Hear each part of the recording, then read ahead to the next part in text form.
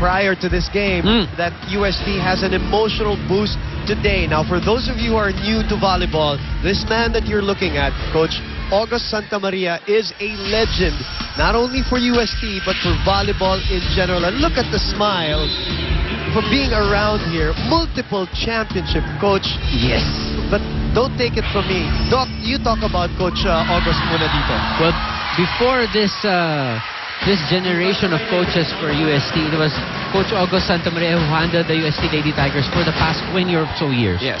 So imagine all those championships in those golden years was really brought about by his coaching. Including the coaching staff of Ngayon, UST. player niya si Coach Villet, si Coach Oji Mamon. Kasama natin si Bossy niya. Ravenna. And for those of you who still don't know, he suffered really a stroke. That's why he had to go out of the volleyball scene and just rest and recover.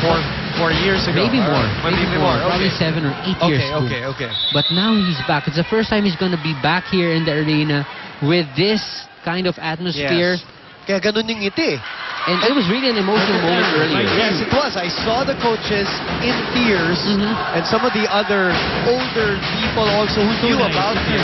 And you were telling me that he watched the game yesterday on TV. That's true.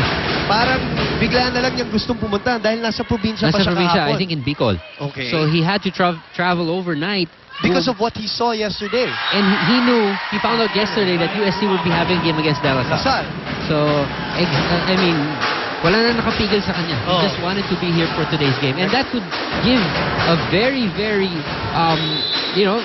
confidence-building boost for the UST Lady Tigers. Coach Oji was, beyond words earlier. Right. No, nakita almost niya in tears. Coach August. Again, this is for people who are unable to comprehend the value of Coach August Santamaria, the UST Institution. Yun na yun. Was that Ara Galang? That's right, Ara Galang. Second-year player who had an outstanding year last year. Rookie of the year. Correct?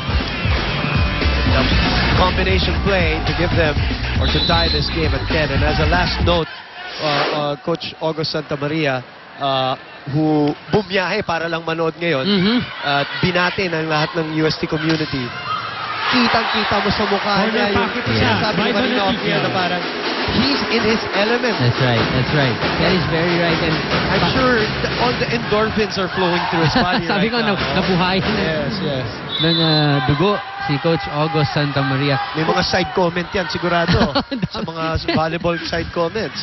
And I don't know if Oji and Villet baka lumilipon pa for some instructions. I just don't know. Tama ba, Coach? Parang ganun. That's a net block, so the automatic LaSalle point. Going back to this match, LaSalle has had faulty receptions so far. Yeah. The run of UST was because of that poor reception, string of poor receptions from De La Salle. How about this girl? Oh, yeah. When they missed Jackie Alarca, pretty much, she plugged that hole, didn't she? That's right. She worked so effectively. Sometimes you don't even notice that she had already 4 blocks, 5 blocks, service aces even. Yes. I remember Micah Reyes having those good games, especially in the championship with Ateneo. Just like Ara Galang, she seemed to put on a little weight also. That's right. Off-season training as More faulty muscle. reception there from Banatikla gives LaSalle a 2-point lead. Here, 13, serving 11. Live po tayo on Studio 23. And I believe we're also streaming live on UAP Sports TV. Even sa Twitter, boom. Trending. Pinag-uusapan mula kahapon. Actually, lambon na. In anticipation, pag nararamdaman na nila yung Final Four ng basketball, yung mga volleyball fans, parang that's their, that's Signal. their sign, signal to gear up for the volleyball season. And even talking to the players, they're so excited to just go back and forth. And it's so nice to see them playing again. And UP, with a bunch of new players earlier, just the joy of playing the game was there. You could see it. Checked. Unable to save it are the Lady Spikers, so we are nip and tuck here sa ating first set, Ian. We expect this kind of a match between these two teams.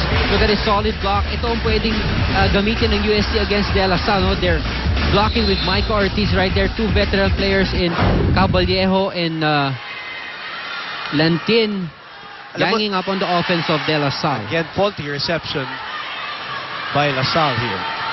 You can see Ortiz asking for it. Oh! Good dive by Bumabaw for the dig. Here comes the captain. Pinigay sa Lasal. Opportunity. Long rally. Galang puts it away. By Galang. Wow, solid play from Galang. This was actually a free ball dug up by Gohing. Yep. And look at Galang. Wala pa sa position yun. He approached a bit too soon, but still found a way to get that ball through the block. And we've also seen some great serves from Galang last year. If you remember, Yeah. Doc. Ito na naman si Chu. Uy, labas na yun. Busaran, hinabol. Oh! Nagtinginan, nagkahiyaan ang UST. An error decided. UST. 15, serving 13, and Aragalang, who is a great server, will go back on deck as we look at this sequence. Looked like it was on its way out. That ayun, yung return. Lantin, Caballejo, looking at each other. Look at that serve from Galang. Caballejo, off speed, up. Somebody touched the net from Right. the south side. Net touch violation. Called on Lasal. Batiin din natin, Doc, yung mga bagong nanonood ng volleyball. Binabati natin kanina yung mga umaabang. Pero we want to welcome all Yeah. the brand new volleyball viewers.